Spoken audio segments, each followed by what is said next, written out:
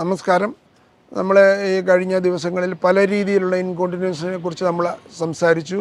അതിൽ stress incontinence, അർജ് incontinence, overflow എന്ന നാലാമത് ഒരു കാര്യമുള്ളത് ട്രൂ ഇൻകോണ്ടിനൻസാണ്. ട്രൂ ഇൻകോണ്ടിനൻസ് എന്ന് പറയുന്നത് സാധാരണ സ്ത്രീകളിലും കാണും, പുരുഷന്മാരിലും കാണും.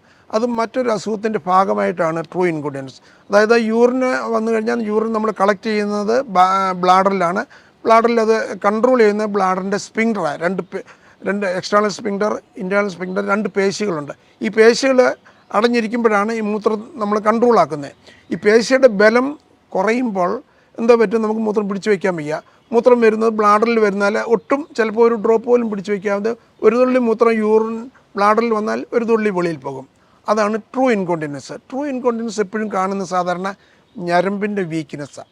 അതായത് ഇപ്പോൾ ചിലപ്പോൾ എന്തെങ്കിലും ഒരു ആക്സിഡൻ്റ് ഉണ്ടായി, അല്ലെങ്കിൽ ഇപ്പോൾ റോഡ് ട്രാഫിക് ആക്സിഡൻ്റ് ഉണ്ടായി, നട്ടലിന് എന്തെങ്കിലും ക്ഷതം വന്നു, നട്ടലിൻ്റെ എന്തെങ്കിലും ഈ സ്പൈനൽ കോഡിന് എന്തെങ്കിലും ഇഞ്ചുറി വന്നു, അല്ലെങ്കിൽ സാധാരണ ചിലപ്പോൾ വളരെ കോമൺ ആയിട്ട് കാണുന്ന ഈ തെങ്ങിലൊക്കെ കയറുക അല്ലെങ്കിൽ മരത്തിലൊക്കെ കയറുന്ന വീഴുമ്പോഴേ ഫ്രാക്ചർ സ്പൈൻ ഉണ്ടാകും. ഫ്രാക്ചർ സ്പൈൻ ഉണ്ടായാൽ അതിൻ്റെ കൂടെ ഈ സ്പൈനൽ കോഡ് ഇഞ്ചുറി വരും. അങ്ങനെ വരുമ്പോൾ എന്താ താഴോട്ടുള്ള സെൻസേഷൻ കംപ്ലീറ്റ് പോകും. പാരാപ്ലീജി ആകാം, അല്ലെങ്കിൽ ക്വാഡ്രിപ്ലീജി ആകാം.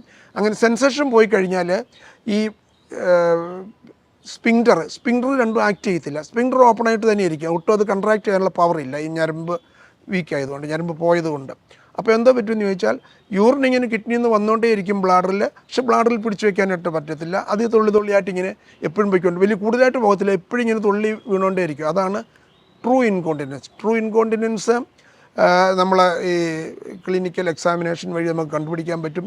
കാര്യം ബ്ലാഡറിൽ മാത്രമായിട്ട് ഒരു ഇഞ്ചുറി സാധാരണ കാണത്തില്ല, അതിൻ്റെ കൂടെ അസോസിയേറ്റഡ് ആയിട്ട് കിടന്ന കാലിന് വീക്ക്നെസ് കാണും, അല്ലെങ്കിൽ കൈക്ക് വീക്ക്നെസ് കാണും, അല്ലെങ്കിൽ മരവിപ്പ് കാണും. ഇങ്ങനെ പല കാരണങ്ങളുണ്ട്. അങ്ങനെ ഇത് ട്രൂ ഇൻകോണ്ടിനൻസ് കണ്ടുപിടിക്കാൻ എളുപ്പമാണ്. കണ്ടുപിടിച്ച് കഴിഞ്ഞാൽ അതിന് ട്രീറ്റ്മെൻറ്റ് കറക്റ്റായുള്ള ട്രീറ്റ്മെൻറ്റ് ചെയ്ത് കഴിഞ്ഞാൽ ഒരു പരിധി വരെ നമുക്കത് കൺട്രോൾ ചെയ്യാൻ പറ്റും. പിന്നെ എന്നിട്ടും അത് കൺട്രോൾ ചെയ്യുന്നില്ല എന്ന് കണ്ടാൽ ചില ഓപ്പറേഷൻസ്, സ്പിങ്ഡറിൻ്റെ ഓപ്പറേഷൻസൊക്കെ ചെയ്ത് കഴിഞ്ഞാൽ ആർട്ടിഫിഷ്യൽ സ്പിങ്ഡറൊക്കെ വെക്കണം. സ്പിങ്ഡർ വെച്ച് കഴിഞ്ഞാൽ ഇത് കൺട്രോളാക്കാൻ പറ്റും, അവരവർക്ക് തന്നെ അത് ക്രമീകരിക്കാൻ പറ്റും.